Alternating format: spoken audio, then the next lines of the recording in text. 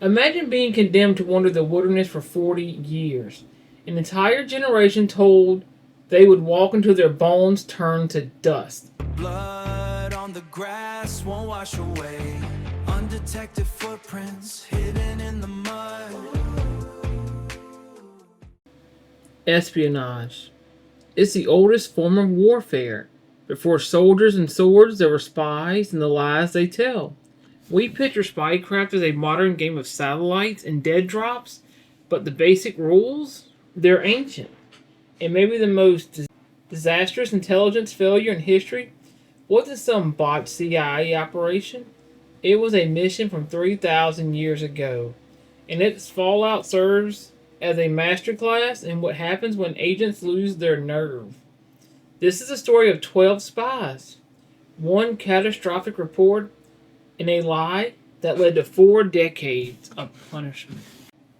Imagine being condemned to wander the wilderness for 40 years. An entire generation told they would walk until their bones turned to dust. All because of one bad intelligence report. They were on the brink of claiming their promised homeland.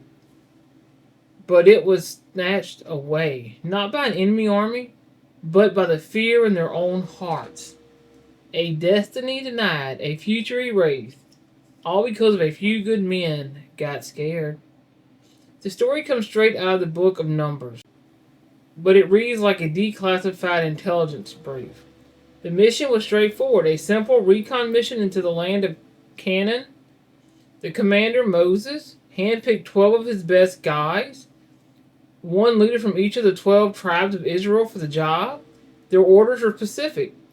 Assess the terrain, the agriculture, the fortifications, and the strength of the people. Were they strong or weak?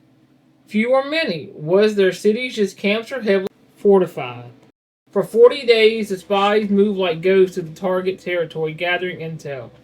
They came back with proof of the land's incredible bounty. They carried pomegranates, figs, and a cluster of grapes so massive it took 2 men to carry it on a pole.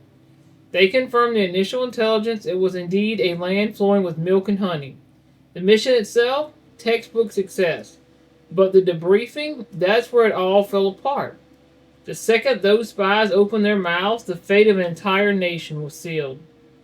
10 of the 12 spies stepped up to deliver the report, and they started, to their credit, with the truth. They confirmed the land's abundance, but then they pivoted. The cities, they warned, were large and heavily fortified. The inhabitants were powerful, and then they slid into what intelligence pros call an evil report. A report where fear poisons fact. They claimed the land devours those living in it. They spoke of seeing giants, the descendants of Anax, and then came the truly soul-crushing part. We seem like grasshoppers in our own eyes, and we look the same to them. That was the lie. See, the lie wasn't about the existence of giants. The lie was their crippling self-doubt. They stopped comparing the giants to their God and started comparing themselves to the giants, a total catastrophic failure of morale. Only 2 spies, Caleb and Joshua, pushed back. They saw the same facts but came to a radically different conclusion. We can certainly do it, Caleb insisted, trying to quiet the rising panic. They argued that the enemy's strength didn't matter, but the damage was done. Fear is a virus, and it spread through the camp like wildfire. The people wept, rebelled, and demanded a return to the slavery they had just fled. They had accepted the bad report as fact. The consequences were swift, and they were brutal, not just for the agents, but for the entire nation that bought into their lie. The 10 spies who delivered the evil report died in a plague. For the rest of the Israelites, the sentence was exile. The sentence, 40 years in the wilderness, 1 year for every day the spies were in Canaan. Every adult who heard and believed that lie was barred from entering the promised land. They would live out their days in the desert, a lost generation paying the price for a collective failure of courage. Only their children and the 2 faithful spies, Joshua and Caleb, would live to see the mission completed. It might sound like just an ancient story, but it's been treated as a serious case study in mission failure. An article in the CIA's own internal journal, Studies in Intelligence, analyzed this very event. It's a timeless lesson. Intelligence isn't just about gathering facts, it's about interpreting them with courage and conviction. The 10 spies weren't wrong about the facts on the ground, but they were fatally wrong in how they solved themselves. It just goes to show the line between a cautious report and a demoralizing lie can be razor thin, and the consequences can echo for generations.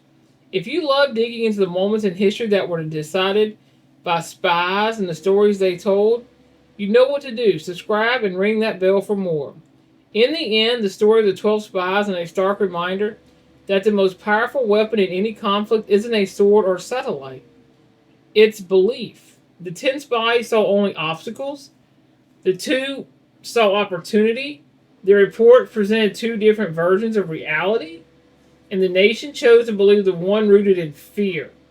It leaves us with a question that leaders still wrestle with today. Was the 40-year punishment a just sentence for a nation's rebellion? Or were they all just victims of a flawed system brought down by a handful of men who lost their nerve when it mattered most? Blood on the grass won't wash away. Undetected footprints hidden in the mud.